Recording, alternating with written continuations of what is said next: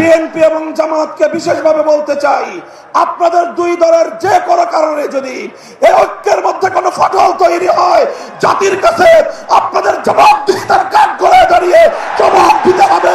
জবাব নিয়ে আপনি সংস্কার করেন, কি কি সংস্কার করেন? 6টা কমিশন করেছেন, সেই কমিশন কাজ করছে, খুব ভালো কথা। এই কমিশন কাজ করছে, কাদের সঙ্গে কাজ করছে? ভুলেনি এবং ভুলবে না।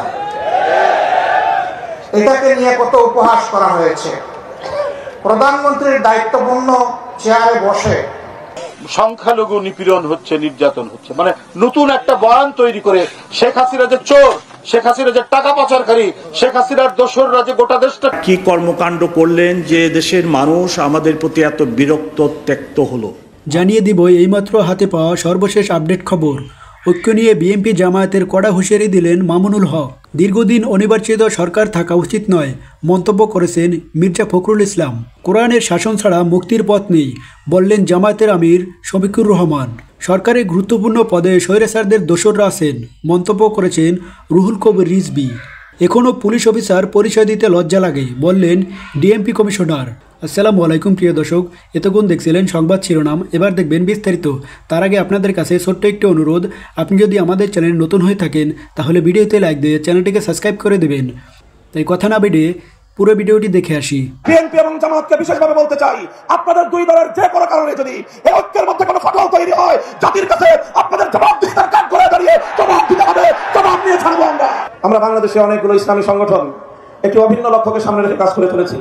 আমাদের লক্ষ্য এলায়ে কালিমাতুল্লাহ, আমাদের লক্ষ্য আল্লাহর জমিনে আল্লাহর খেলাফত প্রতিষ্ঠা করা। ইসলামী সংগঠনগুলো আগামীর বাংলাদেশে একটা দৃষ্টান্ত স্থাপন করতে চাই।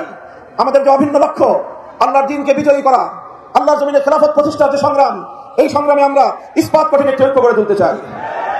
আমরা নেতৃবৃন্দ ইতিমধ্যেই আমাদের মধ্যকার অতীতের অনেক তিক্ততাকে আমরা পিছনে ফেলে বাংলার বর্তমানে বাস্তবতাকে সামনে রেখে, জাতির চাহিদাকে সামনে রেখে আমরা ঐক্যের ভিত তৈরি করেছি।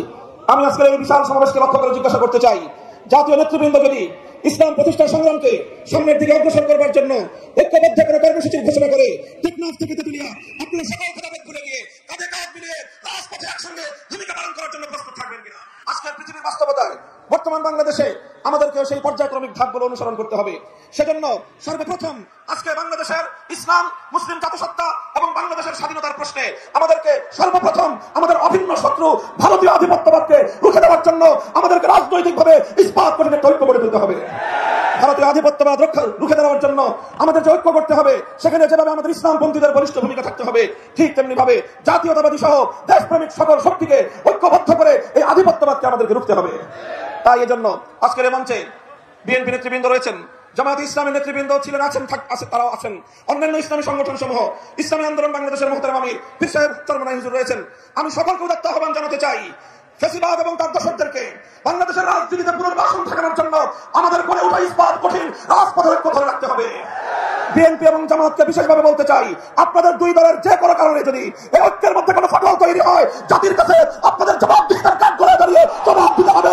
জবাব নিয়ে আপনি সংস্কার করেন, কি কি সংস্কার করেন? 6টা কমিশন করেছেন, সেই কমিশন কাজ করছে, খুব ভালো কথা। এই কমিশন কাজ করছে, কাদের সঙ্গে কাজ করছে? তারা কয়েকজন পণ্ডিত ব্যক্তিকে নিয়ে এসেছেন, আমরা তাদেরকে খুব ভালোভাবে চিনি, শ্রদ্ধা করি, সম্মান করি। একই সঙ্গে জনগণের কাছে যান, তারা কি চায় তাদের কাছে জানুন। আমরা সংস্কার সবচেয়ে বেশি চাই, একই সঙ্গে আমরা এটাও চাই যে দীর্ঘকাল অনির্বাচিত সরকারের হাতে ক্ষমতা থাকা উচিত নয়। আজকে দেখুন দেশের সংকট বাড়ছে তো বাড়ছে, সবচেয়ে বড় সংকট হয়েছে সাধারণ মানুষের জীবন এখন অতিষ্ঠ হয়ে গেছে। এটার দিকে কিন্তু তাদের কোনো খেয়াল নেই, কোনো কমানোর দিকে তারা কাজ করছে না। কিছু বলে যায় তো তাড়াতাড়ি তো সম্ভব না। আরে আমাদের সঙ্গে আমরা উদ্যোগটা দেখতে চাই, কি কি ব্যবস্থা নিচ্ছে সেটা দেখতে চাই। আমরা তো দেখলাম না যে ওনাদের বড় বড় যারা উপদেষ্টা আছেন বা দায়িত্বপ্রাপ্ত যারা আছেন, তারা গিয়ে বাজারের মধ্যে মাঝে মধ্যে গিয়ে তারা জিজ্ঞাসা করছেন, মানুষকে বোঝার চেষ্টা করছেন যে সমস্যাটা কোথায়। তা না করে অনেকেই তারা আবার এই রাজনীতির মধ্যে জড়িয়ে পড়েছেন, বিভিন্নভাবে রাজনৈতিক উক্তি করেন, কমেন্ট করেন, এমনকি রাজনৈতিক দলগুলোর প্রতি পর্যন্ত তারা কটাক্ষ করেন। এটা সঠিক নয়, এটা হওয়া উচিত নয়। আপনাদের সবসময় মনে রাখতে হবে যে আপনারা হচ্ছেন অন্তর্বর্তীকালীন সরকার। আপনাদের মূল দায়িত্ব হচ্ছে সংস্কার করতে চান, সংস্কার করবেন, সেই সঙ্গে একটা নির্বাচন করবেন যে নির্বাচনটা সকলের কাছে গ্রহণযোগ্য হবে। এটাই হচ্ছে এক প্রধান কাজ। কোন নির্বাচিত সরকারের হাতে ক্ষমতা হস্তান্তর করতে হবে। রাজনৈতিক দলগুলো আপনার প্রতিপক্ষ নয়, রাজনৈতিক দলগুলো আপনাদের সহযোগিতা করছে, সহযোগিতা করেই চলেছে। আপনারা এই রাজনৈতিক দলগুলোর সঙ্গে কোনো কথাবার্তা বলছেন না, সহযোগিতা ওইভাবে করছেন না। আমি কথাটা এই জন্য বললাম যে এটাই হচ্ছে কিন্তু সবচেয়ে ভালো পথ যেখানে আপনার জনগণের সঙ্গে এই সরকারের আরো ঘনিষ্ঠতা সৃষ্টি হবে। ডক্টর ইউনূস নতুন একটি প্রস্তাব দিয়েছেন। সেই প্রস্তাব দিয়েছে 17 বছর হবে আপনার ভোটার তালিকা হওয়ার জন্য আপনার ন্যূনতম। এখন তাহলে কি করতে হবে? আবার নতুন করে আপনার ভোটার তালিকা তৈরি করতে হবে। এই জিনিসটা তো কনসেনসাস না। আপনি you are the chief executive, আপনি প্রথমেই বলে দিচ্ছেন যে 17 বছর হলে ভালো। আপনি যখন বলছেন but then it becomes a binding on the election commission, যেটা আপনি ইলেকশনের জন্য যারা ঠিক করবে, ইলেকশন কমিশনকে ছেড়ে দিন, লেট দেম ডিসাইড। 18 বছর তো আছে, সকলের কাছে গ্রহণযোগ্য আছে। যদি 1 বছর কমাতে চান তাহলে সেটা ইলেকশন কমিশন প্রস্তাব করুন, যারা নতুন হয়েছে। কেন জানি না মানুষের একটা ধারণা তৈরি হচ্ছে, আমার না কিন্তু ধারণা তৈরি হচ্ছে যে এই সরকার ইচ্ছাকৃতভাবে নির্বাচন প্রক্রিয়াকে বিলম্বিত করছে। এটা সঠিক নয়, but at the same time এটা মানুষের মধ্যে আশঙ্কা সৃষ্টি হচ্ছে। এর আগে আবার আজকে কয়েকদিন বলছে আরো 2-3টি দল গঠিত হবে। নির্বাচন প্রক্রিয়াতে যদি আরো 2-3টি দল গঠিত হবে কোনো আপত্তি নেই, 100টা হোক 200টা হোক কোনো তাতেও আপত্তি নেই।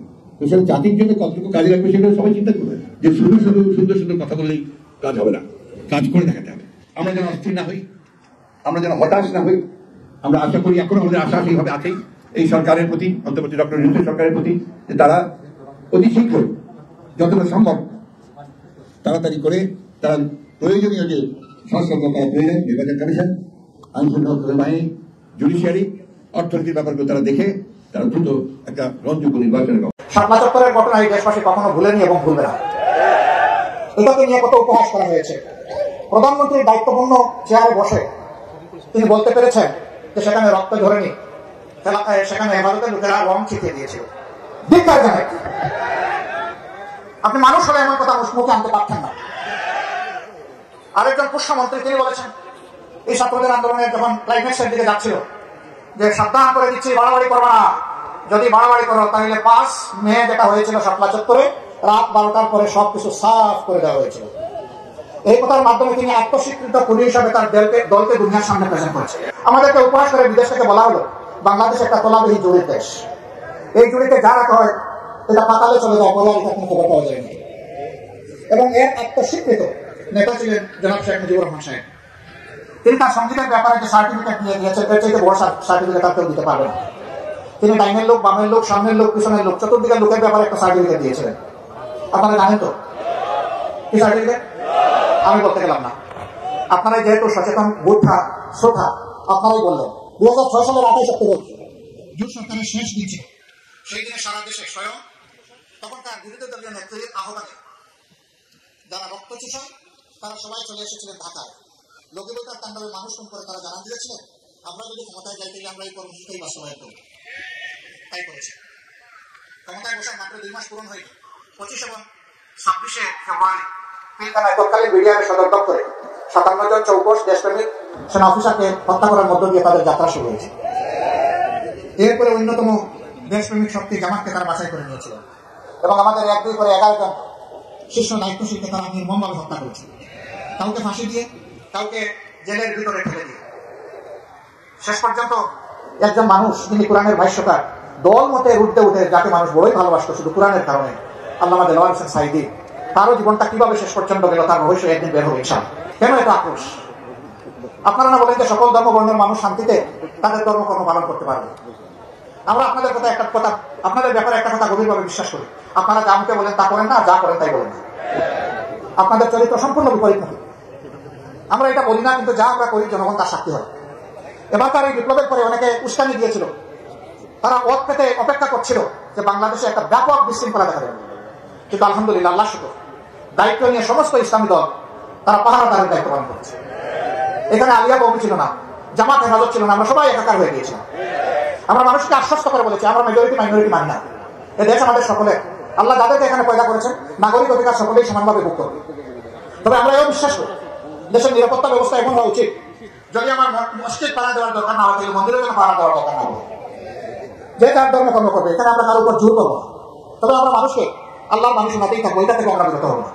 এই দাওয়াত আমাদের চলবে, কেউ পছন্দ করুক অথবা না করুক। 15.5 বছর তিলে তিলে যন্ত্রণা সহ্য করে আমরা বহু আন্দোলন করেছি, কিন্তু এই আন্দোলনের পরিসমাপ্তি আমরা জানতে পারিনি। আমাদের সন্তানদের হাতে পরিসমাপ্তি হয়েছে। তাদেরকে ভালোবাসা জানাই, শ্রদ্ধা জানাই, সেরে ওঠে।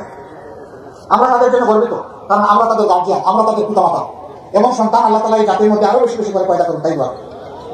এবং আগামী বাংলাদেশের চালিকা শক্তিটা তাদের হাতে তুলে দিয়ে আমরা তাদেরকে পিছন দিক থেকে সহযোগিতা করতে চাই, দোয়া করতে চাই। আমরা সেই বাংলাদেশের অপেক্ষায় আছি।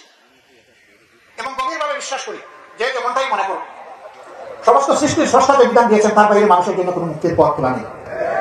একমাত্র পথ হচ্ছে আল কোরআনের শাসন। এই শাসনের জন্য একটা জিনিসই প্রয়োজন, ঐক্য। তারপরে কি ঐক্য, এরপরে কি ঐক্য, এর বাইরে যাওয়ার কোন। যে দেশে পরাজিত স্বৈরাচারের দোসররা রয়েছে তারা কিন্তু গুরুত্বপূর্ণ জায়গায় এখনো আছেন। আমলাতন্ত্রে বলেন, পুলিশে বলেন, সরকারের বিভিন্ন জায়গায় আছে। সবাই তো পরিবর্তন হয়নি, সর্বক্ষেত্রে তো পরিবর্তন হয়নি, এবং অত্যন্ত গুরুত্বপূর্ণ জায়গায় তারা রয়েছে, ঘাপটি বেড়ে আছেন, এটা বলা যেতে পারে। তারা ঘাপটি বেড়ে আছে। কোথায় কি নাশকতা, কোথায় কি চক্রান্ত করছেন তার কোনো ঠিক নেই। এই দেশটাকে দিয়ে যে ধরনের কচলানো হয়েছে, এ দেশের মানুষের টাকা যেভাবে আত্মসাৎ করেছে গত সরকার, এটা ভাষায় বর্ণনা করা যাবে না, কথা দিয়ে বর্ণনা করা যাবে না।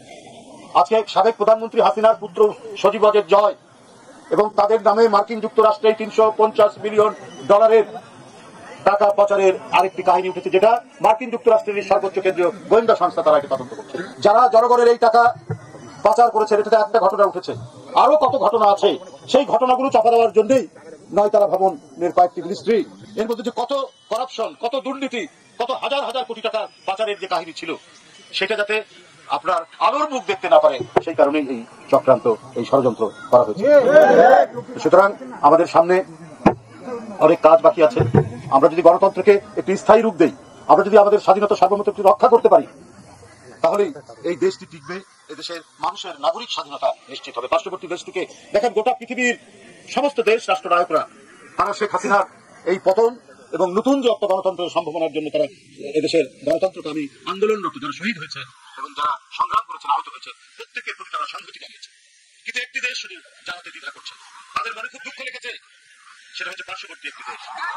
তারা শেখ হাসিনাকে আবার ফিরিয়ে আনার জন্য, তারা শেখ হাসিনাকে টিকিয়ে রাখার জন্য নানা ধরনের চক্রান্ত ষড়যন্ত্র করছে, এবং তারা বলছে যে বাংলাদেশে সংখ্যালঘু নিপীড়ন হচ্ছে, নির্যাতন হচ্ছে। মানে নতুন একটা বয়ান তৈরি করে শেখ হাসিনা যে চোর, শেখ হাসিনা যে টাকা পাচারকারী, শেখ হাসিনার দোসররা যে গোটা দেশটাকে লুটপাট করেছে, বিভিন্ন মেগা প্রজেক্টের নামে গোটা জাতিকে দুর্নীতির অতল তলে তলিয়ে দিয়েছে, এই কথাগুলো না বলে তার মতো একটি জঘন্য লুটেরাকে বাংলাদেশে আবার প্রতিষ্ঠিত করার জন্য তারা প্রচেষ্টা চালাচ্ছে। আর চালাতে গিয়ে আজকে নয়নরা জীবন দিচ্ছে দেশটাকে রক্ষা করার জন্য। আমরা স্বাধীন দেশের পুলিশ, কি কারণে মানুষের এত ক্ষোভ পুলিশের উপরে, সেটা বিশ্লেষণের অপেক্ষা রাখে। আমাদের বিশ্লেষণ করা উচিত। পুলিশের দীর্ঘদিন, বিশেষ করে গত 15 বছরে যারা নেতৃবৃন্দ ছিলেন, তারা কি ভূমিকা রেখেছিলেন, তারা কি কর্মকাণ্ড করলেন যে দেশের মানুষ আমাদের প্রতি এত বিরক্ত ত্যক্ত হলো। আমাদের 44 জন সহকর্মীকে জীবন দিতে হলো, শত শত সহকর্মীকে নানাভাবে ক্ষতবিক্ষত হতে হলো। সাথে পুলিশের অনেক প্রতিষ্ঠান, থানা, ফাঁড়ি, অস্ত্র লুট হয়ে গেল। 72 ঘন্টা আগেও যদি ওনারা সঠিক সিদ্ধান্ত নিতেন, তাহলে অনেকের জীবন রক্ষা পেত, এবং আমাদের পুলিশ সদস্যদেরও অনেকের জীবন রক্ষা পেত। কিন্তু সেইরূপ সিদ্ধান্ত নেওয়া হয়নি। জুলাই আগস্টের ঘটনা আমাদেরকে সামাজিকভাবে অনেক নিগৃহীত করেছে। এখন পর্যন্ত আমরা সমাজের বিভিন্ন স্তরে, বিভিন্ন অনুষ্ঠানে যে নিজেদেরকে পুলিশ অফিসার হিসেবে পরিচয় দিতে লজ্জাবোধ করছি। এই ট্রমা থেকে আমাদেরকে বের হয়ে আসতে হবে, এবং বের হয়ে আসার জন্য একটি উপায়, এই দেশের মানুষকে আমাদেরকে সেবা দিতে হবে, এবং একমাত্র সেবাদানের মাধ্যমেই আমরা আমাদের এই হারানো ইমেজ বা গৌরবকে পুনরুদ্ধার করতে সক্ষম হব ইনশাল্লাহ। এখন প্রশাসন সংস্কার কমিশন কাজ করছে। আমি সার্ভিং অফিসার যারা আসেন ওনাদেরকে রিকোয়েস্ট করছি, প্রশাসন সংস্কার কমিশনে যেয়ে আমাদের পুলিশের যে সমস্ত দাবি দেওয়া আছে সেগুলো উপস্থাপনের জন্য। একক ব্যক্তি হিসেবে আপনি করলে সেটির যে গুরুত্ব পাবে, অ্যাসোসিয়েশনের পক্ষ থেকে গেলে দাবিগুলো আরও জোরাল হবে। আপনারা অবশ্যই লক্ষ্য করেছেন, বিভিন্ন অ্যাসোসিয়েশন এখন যথেষ্ট অ্যাক্টিভ। আমাদের পুলিশের অ্যাসোসিয়েশনটা, সার্ভিং অফিসারদের অ্যাসোসিয়েশনটা এখনও ততটা অ্যাক্টিভ নয়। অন্যান্য অবসরপ্রাপ্ত অফিসারদের যে অ্যাসোসিয়েশন আছে তাদের যে বলিষ্ঠ ভূমিকা ছিল, একটা দুটো নাম আমি জানি কিন্তু এখানে বলতে চাই না, আমাদের অ্যাসোসিয়েশন সেইরূপ ভূমিকা পালন করতে পারে নাই বলে আমি মনে করি। তাই আমি আমাদের অবসরপ্রাপ্ত যে অ্যাসোসিয়েশনের সামনে দাঁড়ায় আমি কথা বলছি, বিভিন্ন সামাজিক এবং বিভিন্ন বিষয়ে যেন ওনারা আরও জোরালো ভূমিকা পালন করে। প্রিয় দর্শক, আপনারা যারা যেখান থেকে এই ভিডিওটি শুরু থেকে শেষ পর্যন্ত দেখছেন, আপনাদের জানাই অসংখ্য ধন্যবাদ। এবং যারা এই ধরনের নিউজ লাইভ ভিডিও দেখতে পছন্দ করেন, তারা চ্যানেলটি সাবস্ক্রাইব করে পাশে থাকা বেল বাটনটি অন করে দিবেন। আজকের মতো এ পর্যন্তই। সবাই ভালো থাকবেন, সুস্থ থাকবেন। আল্লাহ হাফেজ।